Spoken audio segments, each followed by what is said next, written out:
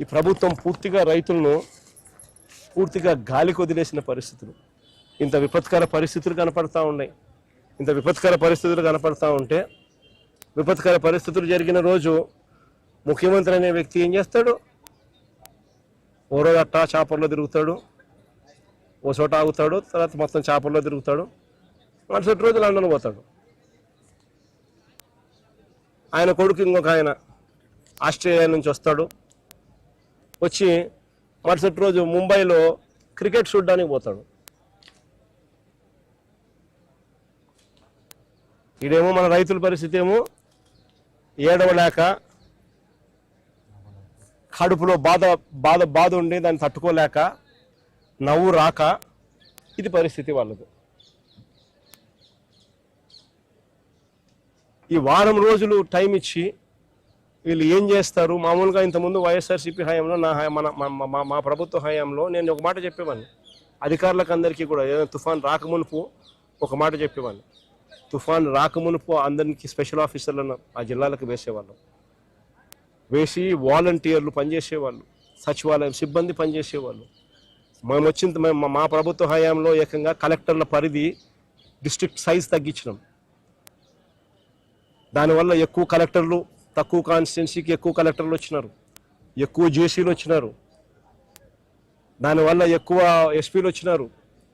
దానివల్ల మా ప్రభుత్వ హయాంలో సచివాలయాలు వచ్చినాయి. మా ప్రభుత్వ హయాంలో వాలంటీర్ల వ్యవస్థ ఉండేది, స్పెషల్ ఆఫీసర్లను వేసేవాళ్ళం. ప్రాణ నష్టం జరగకోకుండా ఖచ్చితమైన చర్యలు తీసుకోవాలని చెప్పి గట్టిగా చెప్పేవాళ్ళం. కలెక్టర్ల చేతుల్లో డబ్బులు పెట్టేవాళ్ళం, అన్ని రకాలుగా కలెక్టర్ల దగ్గర నుండి చూసుకోమని చెప్పేవాళ్ళం. ఎన్యూమరేషన్ తుఫాన్ అయిపోయిన వెంటనే ఎన్యూమరేషన్ వెంటనే జరిగేది. వారం రోజులు టైం ఇస్తున్నా, 10 రోజులు నేను టైం ఇస్తున్నా, తర్వాత నేనే వస్తా ముఖ్యమంత్రిగా. వచ్చి ఎక్కడికి వస్తున్నానో నేను చెప్పను, ఏదో ప్రాంతంలో తిరుగుతా. నేను తిరిగినప్పుడు కలెక్టర్ పనితీరు ఎలా ఉంది, పంట నష్టం గురించి ఎన్యూమరేషన్ ఎలా చేశారు, అన్ని సదుపాయాలు మీకు ఇచ్చినారా లేదా అని ఇలాంటి వివరాలు నేను ప్రజలను అడిగి తెలుసుకుంటా. ఏ ఒక్కరైనా కూడా కలెక్టర్ బాగా చేయలేదు అని అంటే మీ ఉద్యోగం పీకేస్తానని చెప్పి గట్టిగా చెప్పేవాడు. ఒక భయం ఉండేది. కలెక్టర్లతో పాటు ఎమ్మెల్యేలు మొత్తం తిరిగేవాళ్ళు. 10 రోజుల తర్వాత ముఖ్యమంత్రి, వారం 10 రోజుల తర్వాత ముఖ్యమంత్రి ఖచ్చితంగా వచ్చేవాడు. ఎక్కడికి వస్తాడో తెలియదు, ఖచ్చితంగా వచ్చేవాడు.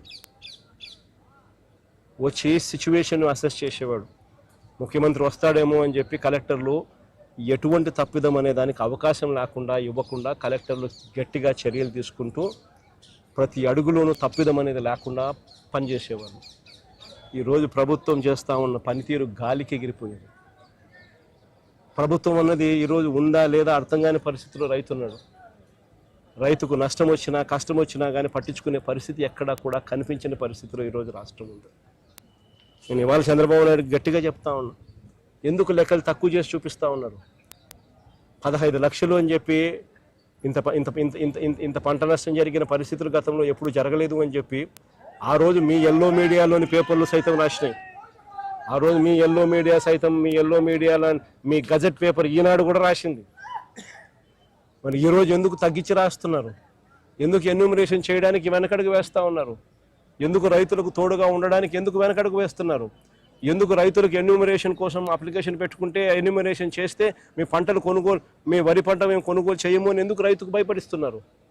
ఎందుకు లెక్కలు తక్కువ చేసి చూపిస్తూ ఉన్నారు? ప్రభుత్వం అన్నది రైతుకు మంచి చేయాల్సింది పోయి రైతుకు నష్టం చేసే కార్యక్రమం ఎందుకు చేస్తూ ఉన్నారని అడుగుతా ఉన్నా. ప్రభుత్వం ఇప్పటికైనా కూడా ఈ చంద్రబాబు నాయుడు గట్టిగా డిమాండ్ చేసి అడుగుతా ఉన్నా, అయ్యా చంద్రబాబు, నీ తప్పిదం వల్ల రైతులకు ఈరోజు ఇన్సూరెన్స్ డబ్బు రావడంలా. ఈరోజు ప్రతి రైతుకు నువ్వు ఎలా పలికినా ఎలా పలకపోయినా కూడా ఉచిత పంటల బీమా కన్నా నువ్వు కానీ డబ్బు కట్టి ఉండింటే వైఎస్ఆర్సీపీ ప్రభుత్వం మాదిరిగానే కట్టి